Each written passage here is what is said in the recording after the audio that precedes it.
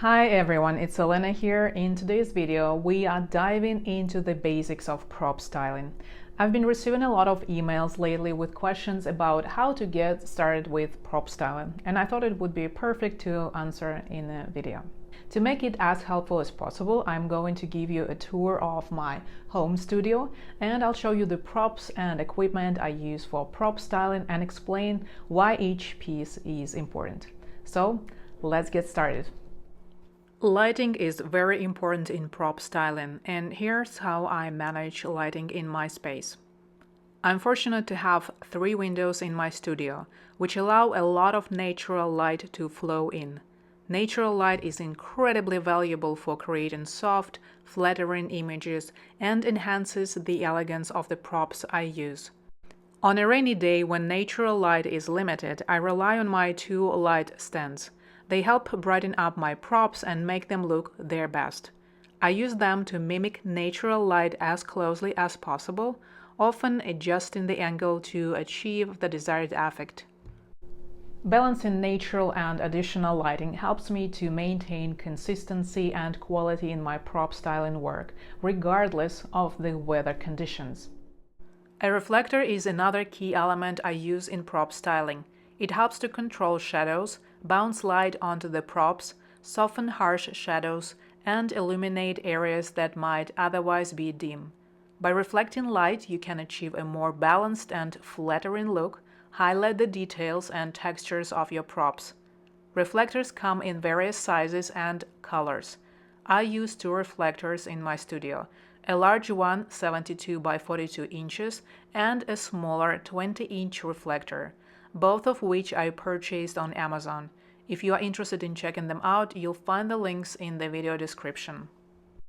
Backdrop is another fundamental element in prop styling and should be one of the first props you invest in. It provides a clean and consistent background for your props. It's easy to set up and use. It also allows you to quickly switch up your style and color scheme. For beginners, I recommend buying one backdrop in a soft, bright, neutral color and another in a darker tone or with a pattern. 2 or 3 backdrops will cover a range of styling needs.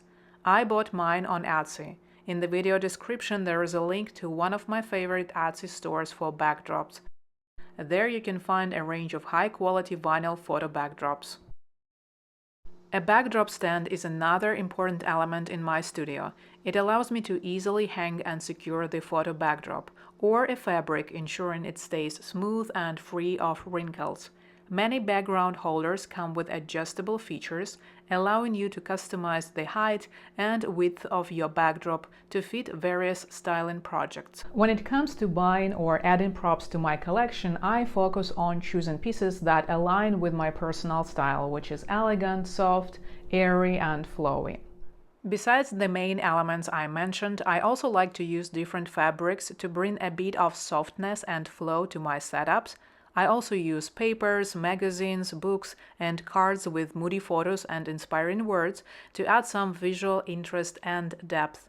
And I also use glasses, caps, and candles. They all add a nice touch of elegance and functionality to my styling. Together, these props really help set the mood and enhance the overall look of my photos. I often buy props from Shein, Amazon, Hobby Lobby, Michaels, or Goodwill. Shein is great for affordable options, while Amazon offers a wide range of props. If you prefer shopping in person, Hobby Lobby, Michaels, and Goodwill are great places to find unique and budget-friendly items. Remember, when shopping, whether online or in-store, keep your style in mind.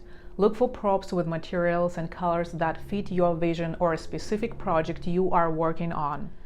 Thanks for joining me today. I hope this tour of my home photo studio was helpful. If you have any questions or need more information, feel free to drop a comment below. Don't forget to like, subscribe, and hit the bell icon to stay informed about my new videos.